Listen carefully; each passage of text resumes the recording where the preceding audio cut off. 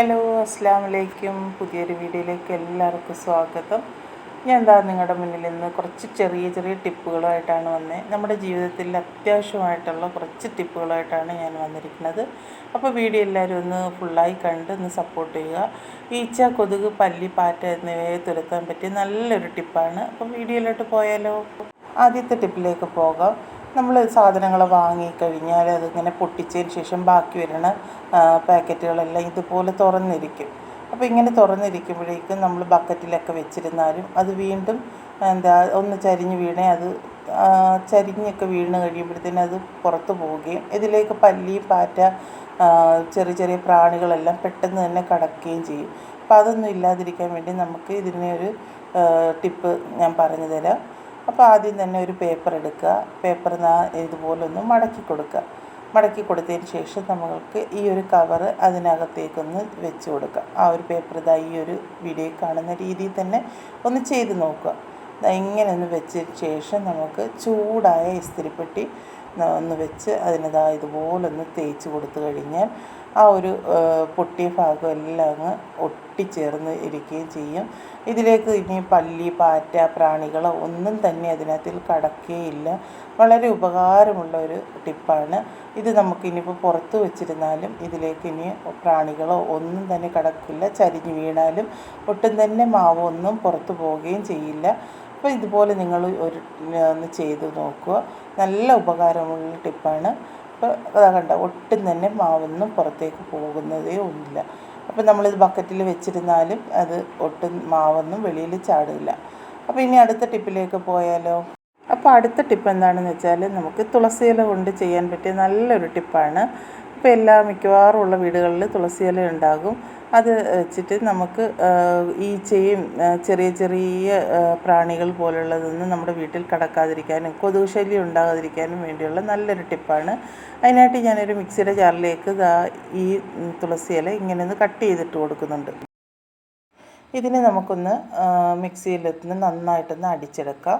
കണ്ട ഈ ഒരു രീതിയിൽ അടിച്ചെടുക്കണം. ഇതിനെ നമുക്കിനി ഒരു പാത്രത്തിലേക്ക് മാറ്റി കൊടുക്കാം. അപ്പം മഴക്കാലമായി കഴിഞ്ഞാൽ ഈ ഈച്ച ശല്യം കൊണ്ട് ഭയങ്കരമായിട്ട് പൊറുതിമുട്ടുന്നുണ്ടാകാം. അങ്ങനെയുള്ള സമയങ്ങളിൽ ഇതുപോലുള്ള ടിപ്പ് ഒന്ന് ചെയ്ത് നോക്കൂ. വളരെ ഉപകാരപ്പെടുന്നതാണ്. അതേ മിക്സിയുടെ ജാറിലേക്ക് കുറച്ച് വെള്ളവും കൂടെ ഒഴിച്ചതിന് ശേഷം ഒന്ന് കഴുകി ഞാൻ ഒരു പാത്രത്തിലേക്ക് ഒഴിച്ചു കൊടുക്കുകയാണ്. ഒരു ഗ്ലാസ് വെള്ളം മാത്രമേ ഞാൻ ഇതിനകത്ത് ചേർത്ത് കൊടുത്തിട്ടുള്ളൂ. മിക്സിയിൽ അടിച്ചെടുക്കുമ്പോൾ നല്ല പോലെ അതിൻ്റെ സത്തെല്ലാം ആ ഒരു വെള്ളത്തിലേക്ക് ഇറങ്ങി വരികയും ചെയ്യും. ഇനി ഇതിലേക്ക് ഞാൻ കുറച്ച് മഞ്ഞൾപ്പൊടിയും കൂടി ഇട്ട് കൊടുത്തിട്ട് നന്നായിട്ടൊന്ന് ഇളക്കി കൊടുക്കുകയാണ്. അതിന് ശേഷം ഞാൻ ഗ്യാസിലെടുത്ത് വെച്ചിട്ടുണ്ട്.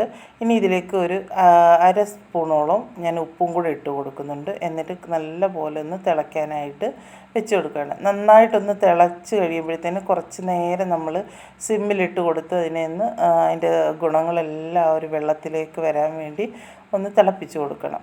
ആ ഒരു കളറൊക്കെ ഒന്ന് മാറി വരും.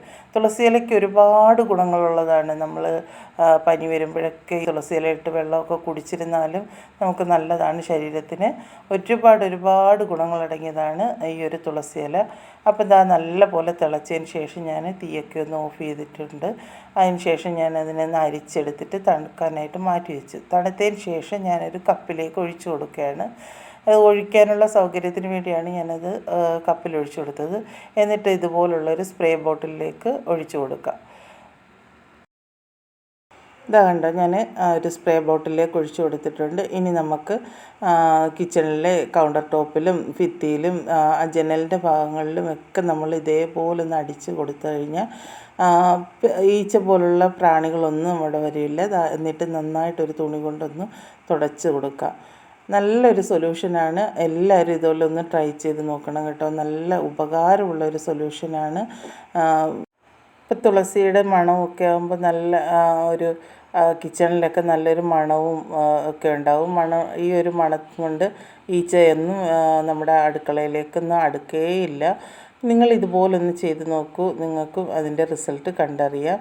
അപ്പം കിച്ചണിൽ ഞാൻ എല്ലാം ഈ ജനലിലും എല്ലാം ഒന്ന് തുടച്ച് കൊടുക്കുകയാണ്. ആ ഒരു സ്പ്രേ അടിച്ചതിന് ശേഷം തുടച്ച് കൊടുക്കുകയാണ്. വളരെ ഉപകാരമുള്ളൊരു ടിപ്പാണ്. എല്ലാവരും ഇതുപോലെ ചെയ്ത് നോക്കുമെന്ന് പ്രതീക്ഷിക്കുന്നു. അപ്പോൾ ഈ ഒരു സൊല്യൂഷൻ ഞാനിതാ പാത്രമൊക്കെ കഴുകിയതിന് ശേഷം നമ്മുടെ കിച്ചണിലെ സിങ്കിലേക്ക് ഒഴിച്ചു കൊടുക്കുകയാണ്. ഇങ്ങനെ ഒഴിച്ചു കൊടുക്കുമ്പോഴേക്കും ആ ഒരു ഹോളിൽ കൂടെ ചെറിയ ചെറിയ പ്രാണികളോ പല്ലി പാറ്റ ഇതൊന്നും സിങ്കിലേക്ക് കടക്കുകയില്ല. നല്ലൊരു സൊല്യൂഷനാണ്. അടുത്ത ടിപ്പിലേക്ക് കടക്കാം. ഞാനൊരു ബൗളിലേക്ക് കുറച്ച് കല്ലുപ്പ് എടുത്തിട്ടുണ്ട്. അതിലേക്ക് ഞാൻ ഒരു 2 കർപ്പൂരം ഒന്ന് പൊടിച്ചിട്ട് കൊടുക്കുകയാണ്.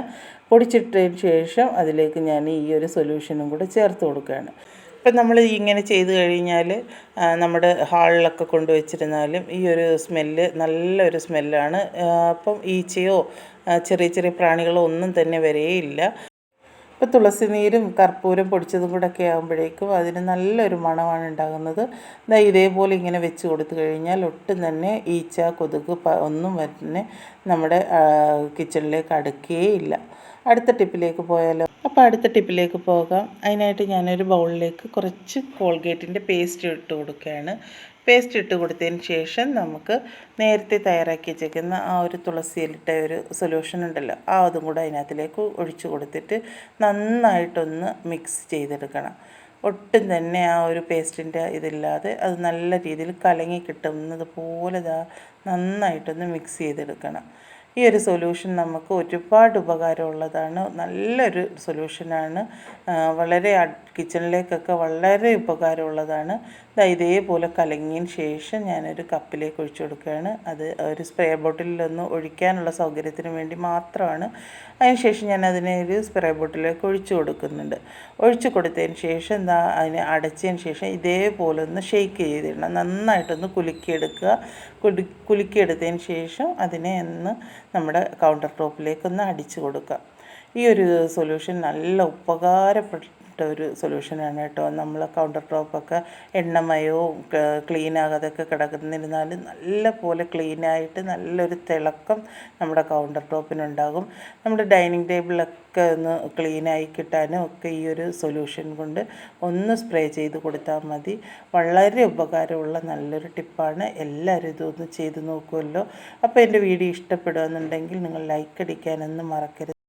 കൗണ്ടർ ടോപ്പൊക്കെ നല്ല ഗ്ലേസിങ് ആയിട്ട് ക്ലീനായി കിട്ടിയിട്ടുണ്ട്. അടുത്ത ടിപ്പിലേക്ക് പോകാം. അപ്പം ഞാൻ തമ്പനയിൽ പറഞ്ഞ പോലെ തന്നെ ഞാൻ കുറച്ച് പഴങ്ങൾ എടുത്തിട്ടുണ്ട്. ഇപ്പോൾ നമ്മൾ പഴങ്ങളൊക്കെ വാങ്ങിക്കഴിഞ്ഞാൽ പെട്ടെന്ന് തന്നെ കറുത്ത് പോകും. അപ്പോൾ കറുത്ത് പോകാതിരിക്കാനുള്ള നല്ലൊരു ടിപ്പാണ്. ഇപ്പം ഞാനൊരു ബൗളിലെടുത്തിട്ടുണ്ട്. അതിലേക്ക് കുറച്ച് വിനാഗിരി ഒഴിച്ച് കൊടുക്കുകയാണ്. എന്നിട്ട് അതിന് ശേഷം ഒരു പഴത്തിലേക്ക് ഞാൻ ഇങ്ങനെയൊന്ന് തേച്ച് കൊടുക്കുകയാണ്. ഇപ്പം നമ്മൾ പഴത്തിൻ്റെ മുകളിൽ വിനാഗിരി തേച്ച് വെച്ചിരുന്നാൽ ചെറിയ ചെറിയ പ്രാണികളോ പല്ലിയോ പാറ്റയോ ഒന്നും വന്ന് കടിച്ച് നമ്മുടെ പഴം കേടാക്കിയൊന്നും ചെയ്യില്ല. പഴം പെട്ടെന്നൊന്നും കറുത്ത് പോകുകയില്ല. 2-3 ദിവസങ്ങളിൽ നല്ല ഫ്രഷായിട്ട് തന്നെ പഴം നമുക്ക് സൂക്ഷിച്ച് വെക്കുകയും ചെയ്യാം. അങ്ങനെ എല്ലാ പഴങ്ങളിലേക്കും നമുക്ക് വിനാഗിരി ഒന്ന് തേച്ച് കൊടുത്ത് മാറ്റി വയ്ക്കാം. അപ്പോൾ എൻ്റെ വീഡിയോ ഇഷ്ടപ്പെട്ടാൽ ലൈക്ക് അടിക്കാനും സബ്സ്ക്രൈബ് ബട്ടൺ എനേബിൾ ചെയ്തിടാനും ഫ്രണ്ട്സിനും ഫാമിലിക്കൊക്കെ ഒന്ന് ഷെയർ ചെയ്ത് കൊടുക്കാനും ഒന്നും മറക്കരുതേ. അപ്പോൾ ഇന്നത്തെ ടിപ്പുകളെല്ലാം എല്ലാവർക്കും ഇഷ്ടപ്പെട്ടെന്ന് കരുതുന്നു. ഈച്ചയെ തുരത്താനും കൊതുകിനെ ഓടിക്കാനും എല്ലാം പറ്റിയ നല്ല നല്ല ടിപ്പുകളാണ്. എല്ലാവരും ഒന്ന് ട്രൈ ചെയ്ത് നോക്കുക. പുതിയ മറ്റൊരു വീഡിയോ ആയിട്ട് വരുന്നത് വരെ എല്ലാ കൂട്ടുകാർക്കും താങ്ക് യു ഫോർ വാച്ചിങ്.